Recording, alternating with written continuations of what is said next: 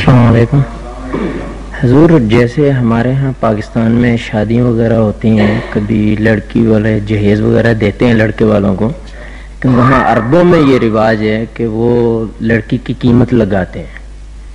جیسے مثلا لڑکی والے جو ہیں وہ پہلے ہی بتا دیتے ہیں کہ ہم نے 2 لاکھ روپے لینا ہے یا 1 لاکھ یا 3 لاکھ جیسے بھیج دیتے ہیں. جی وہ ایسے کرتے ہیں کہ ان کا وہ پہلے پیسے لڑکی والوں کو بھیج دیتے ہیں.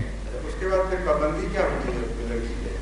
تو اس کے بعد لڑکی کھلا لینا چاہے جی جی کیا کرتے ہیں پھر؟ وہ کلے والی بات میں ان کی کوئی شرط ہے خاص، وہ جیسے کہ اس کی لڑکی کی حیثیت کیا رہ جاتی ہے اس کے بعد خاوند کے گھر؟ خاوند کے بیوی کی نہیں، بیوی کی بیوی جمع ہوتی نہیں، وہ اس کا کچھ بھی نہیں رہتا باقی. جی نہیں، اس ایک اور شرط ان میں ہے کہ وہ جیسے کوئی ایسے ہے کہ حیض کی شکل کا ان کی کوئی شرط ہے کہ پہلی یعنی جب وہ بیوی خاوند کے پاس جاتی ہے، اگر اس کی وہ شرط پوری نہ ہو تو وہ لڑکی کو واپس کر دیتے ہیں اور پیسے واپس ہو جاتے ہیں، اور بعد میں لڑکی کو کھلی آزادی ہوتی ہے کہ وہ جو چاہے شادی کرے نہ کرے اس کی مرضی. لیکن میں یہ کہہ رہا ہوں کہ جو بیچنا ہے جی جی یہ تو ناجائز ہے اسلام میں. ہاں جی، وہ لیکن وہ یہ بہانہ بناتے ہیں، وہ کہتے ہیں کہ یہ حق مہر ہے جو معجل ہے. جی جی یعنی وقت سے پہلے، شادی سے پہلے حق مہر دیا جا سکتا ہے، اس بہانے وہ لے لیتے ہیں. اب دیکھنا یہ ہے کہ یہ دینے کے بعد اس کے ساتھ بیوی سے سلوک کیسا کرتے ہیں وہ؟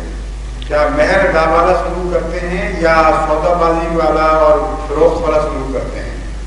اس لیے جب تک تفصیل نہ پتہ چلے فتویٰ دیا جا نہیں سکتا. تو ویسے تو وہ کافی مہر کے نام پر جی جی سودا ہوا ہے اس کے خلاف میں کوئی عمومی فتویٰ دے نہیں سکتا.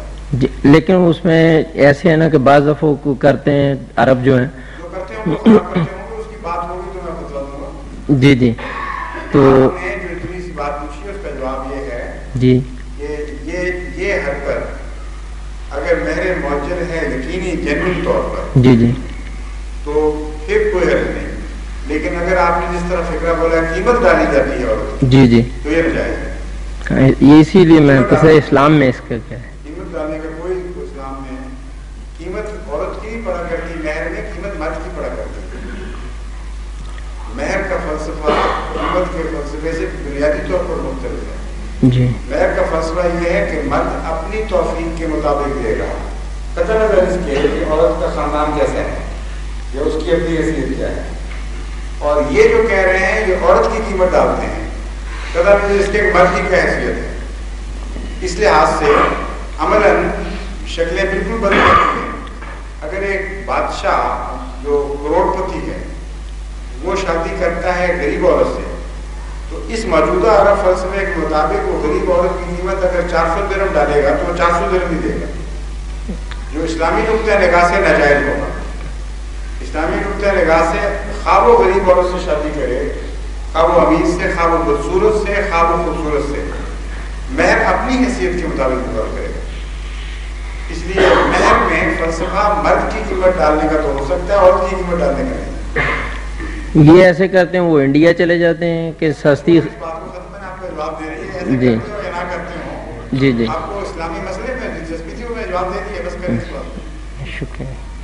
انڈیا سے جو خرید کے لاتے ہیں، واضح بات مجھے پتہ ہے، میسور کا بنگلور کا علاقہ ہے، نہایت غریب اور لوگ ہیں، ان کی باقاعدہ سودے کر کے اسٹامپ میں لکھ کے لاتے ہیں، خرید کے لاتے ہیں.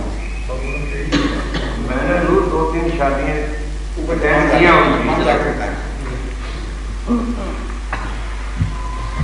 2-3 شادیوں میں گیا ہوں، وہاں پر مہر کا نام ہی نہیں ہوتا. وہاں پر نام ہی بھی نہیں لیتے. نہ، کیا کہتے ہیں؟ بس وہی جو پیسہ پہلے طے کر لیتے ہیں، سودا عورت کا سودا ہے. بالکل پیسہ طے کر لیتے ہیں، بس بات ختم ہو جاتی ہے. اسلام سے کوئی تعلق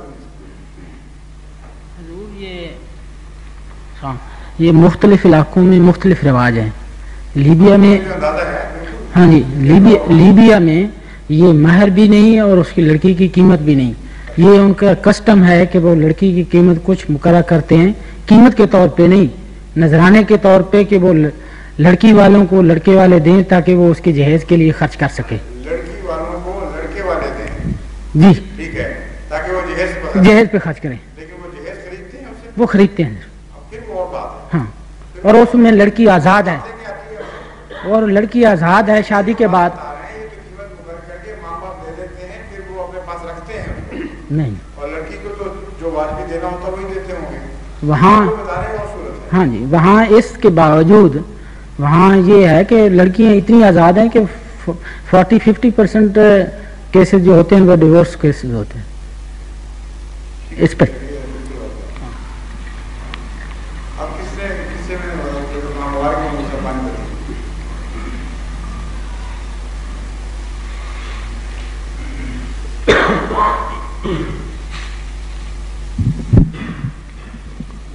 حضور ایک